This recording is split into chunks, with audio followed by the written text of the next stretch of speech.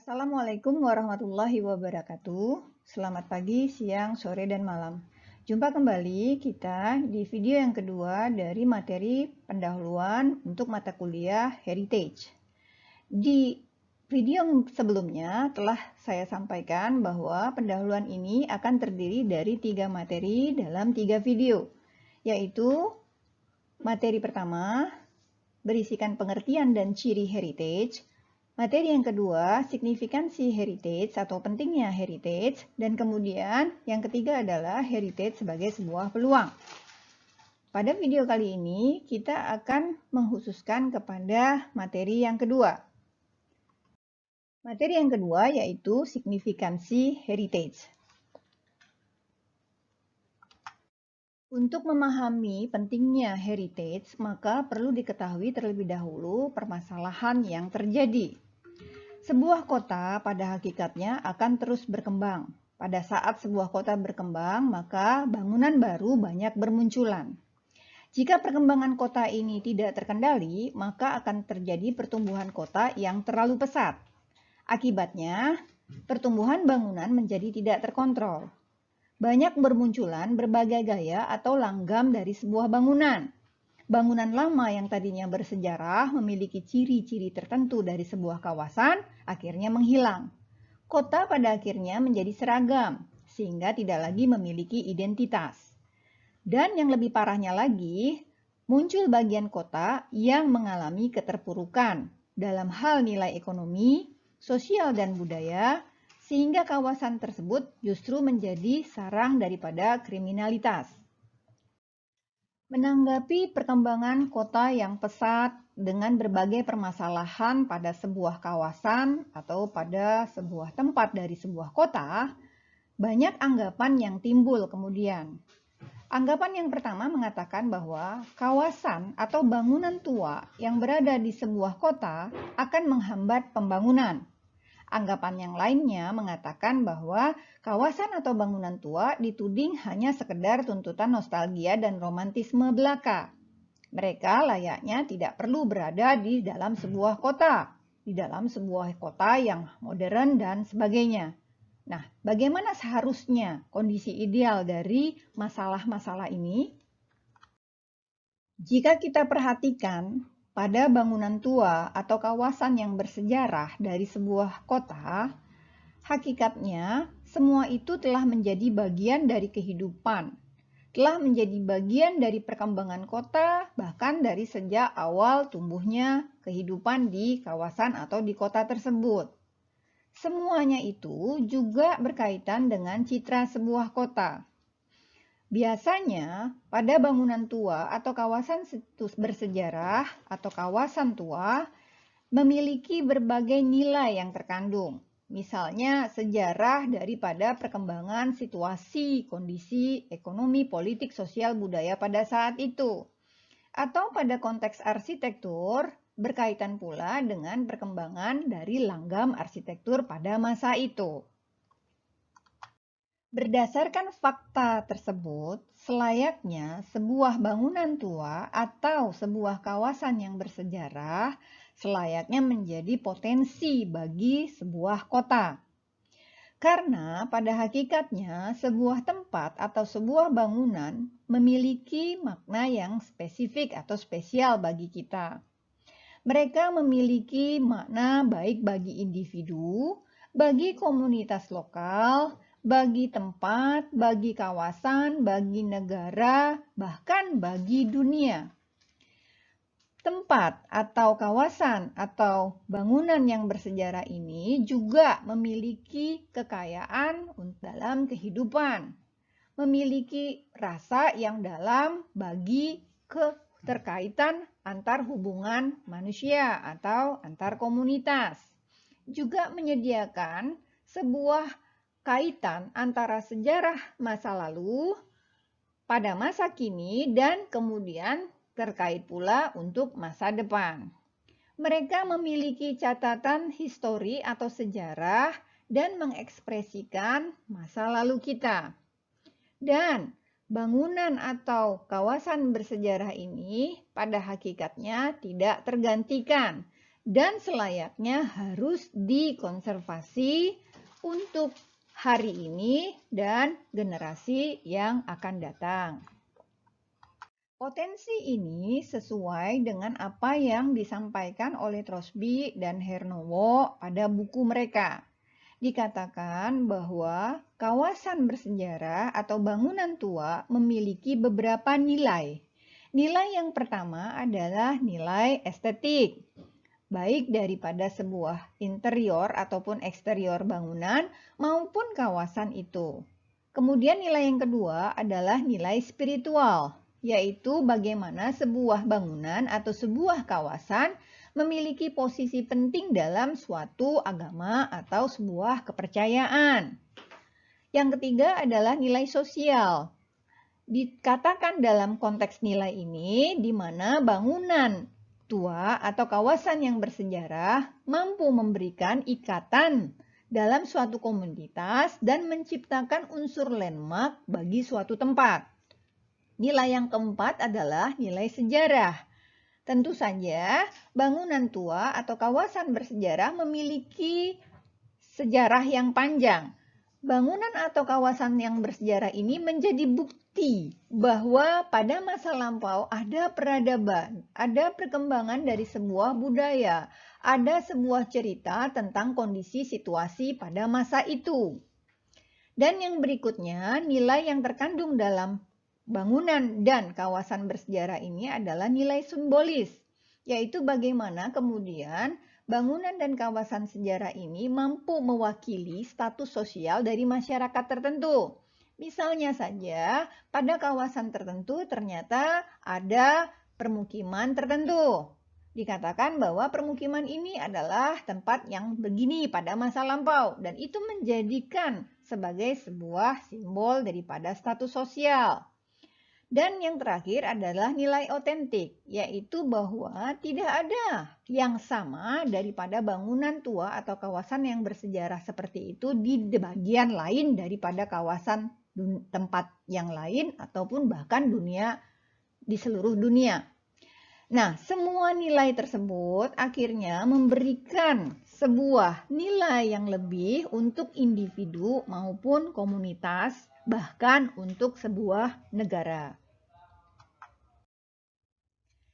Nah, selain daripada kawasan, sebuah bangunan juga menjadi potensi yang cukup kuat, yaitu bangunan heritage, di mana sebuah bangunan dapat menjadi titik waktu tertentu atau unsur penanda zaman. Bisa menjadi sebuah mental mark atau penanda mentalitas yang mengingatkan kita pada masa-masa kelam untuk kita pelajari, untuk kita angkat sebagai bahan untuk perjuangan suatu bangsa. Yang berikutnya adalah bahwa sebuah bangunan bisa menjadi pengingat bahwa suatu bangsa mampu melampaui zaman yang susah, zaman yang kelam. Pernah ada peradaban yang belum maju kemudian menjadi maju. Yang artinya semuanya itu menjadi sebuah penanda bagi mental daripada kelompok atau masyarakat. Bangunan tua di dalam sebuah kota juga menjadi sebuah ruang karya manusia yang memiliki sebuah makna daripada imajinasi dari sang arsitek. Bangunan tua juga merupakan display daripada testimoni dari melanggam sebuah arsitektural, bisa menjadi sebuah budaya dari sebuah generasi. Dan setiap kota dengan segala proses perubahan strukturnya ini terwakili secara langsung oleh image evolusi dari bangunan-bangunan tersebut.